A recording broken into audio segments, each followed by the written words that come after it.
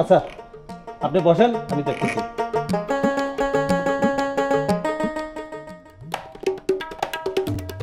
কি ব্যাপার কাকা, আপনি এবার লুকে আছেন কেন? না লুকোবো কই, মানে ওই লুকিয়ে লুকিয়ে পাত্রের আচার আচরণগুলো দেখতেছি। ও আচ্ছা আচ্ছা, তো দেখা শেষ হয়েছে?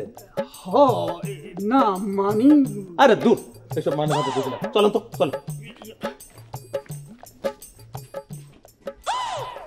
পাত্র নিয়ে এসে আমি মাইটার দেখানো হতো না, আর আপনি মানে মাইয়া দেখানো বলতে এদিক সেদিক ঘোরাঘুরি করছেন।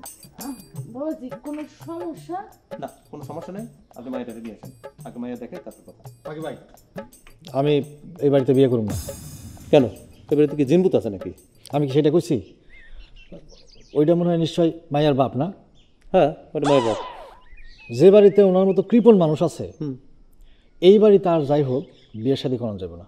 এই বাড়িতে বিয়ে করলে আমার জীবন তেজপাতা হয়ে যাবে।